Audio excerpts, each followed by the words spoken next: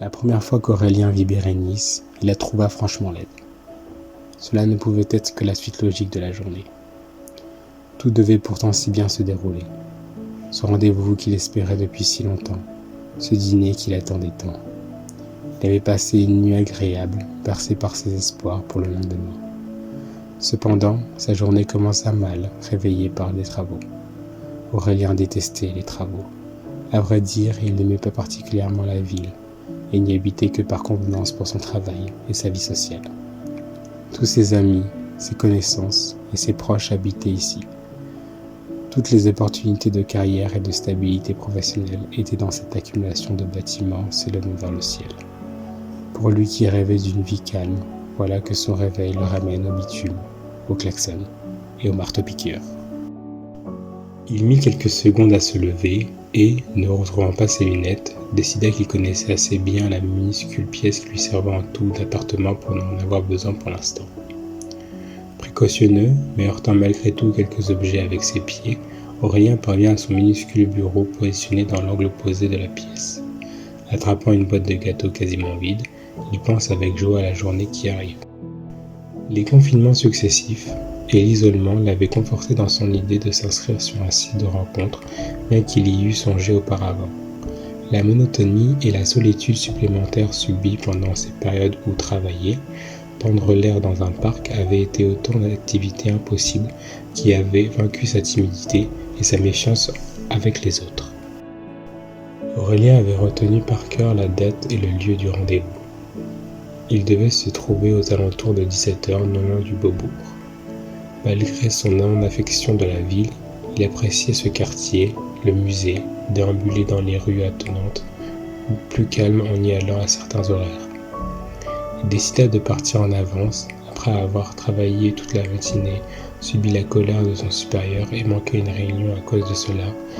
Il décida de poser un congé pour le reste de sa journée. Marchant dans le quartier latin, il n'était pas pressé par le temps, il lui restait 3 heures à attendre. Il erra une bonne partie de l'après-midi, pensant à cet instant, se rapprochant inexorablement. Avait-il fait le bon choix, lui, si peu à l'aise avec les autres? Il pensait sans cesse au moment où il la verrait, où elle la verrait lui. Qu'allait-il penser? Qu'allait-elle penser? Quel pourrait être leur sujet de conversation? Qu'allait devenir leur relation une fois passée du numérique au réel? Dans cette vague de pensées et d'idées, il réalisa qu'il n'avait pas réfléchi à quoi apporter à ce rendez-vous. Il manquait d'habitude pour ce genre de rencontre, mais il repensait à ces films qu'il avait pu voir sans jamais y porter un grand intérêt, tant l'amour des autres ne le touchait pas. Il décida de prendre à la ville un peu de ce qui lui coûtait à vivre, et coupa quelques fleurs du jardin de plantes. Manquant de se faire arrêter par quelques gardiens du jardin, Aurélien n'espérait plus qu'une rencontre et une suite de journées moins harassantes. C'est là que la pluie arriva. Il s'effondra, se demandant que faire contre une telle malchance, en ce jour devant être aussi heureux pour lui. Il était trempé de la tête aux pieds, et il lui eût été impossible de rentrer chez lui. Il ne lui restait que 30 minutes et rien d'autre de présentable à mettre chez lui. Il finit, dépité, par se diriger vers le lieu de rencontre, ruminant et pensant à ce qu'il avait pu faire comme malheur à toutes les divinités possibles, imaginables, pour mériter un tel traitement. Il arriva, pile à l'heure, au lieu du rendez-vous. Et comme cette journée ne pouvait que mal se passer, Bérénice n'était pas là. Conclusion logique, pensa-t-il. La première fois qu'Aurélien vit Bérénice, ou plutôt qu'il l'aperçut, ce fut au détour d'une rue, la voyant courir pour le rejoindre. Il la trouva franchement laide, mais il n'était guère plus présentable. À l'instant où il n'eut que l'idée de fuir dans sa tête, il ne put s'empêcher de remarquer quelques détails. Elle apportait avec elle une boîte de chocolat.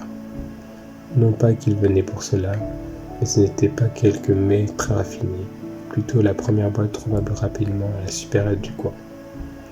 Bérénice était tout aussi trempée que lui, essoufflée, et il vit dans son regard quelque chose de familier. Des yeux brillants, laissant transparaître une fatigue profonde et une peur panique contenue pour ne pas perdre la face. Ils étaient là, face l'un à l'autre, et sans même s'être encore adressé la parole, les journées qu'ils avaient vécues prenaient tout leur sens. La rencontre n'aurait pu arriver sans tout cela, et, en se parlant enfin, décidèrent à cet instant de faire un bout de chemin ensemble.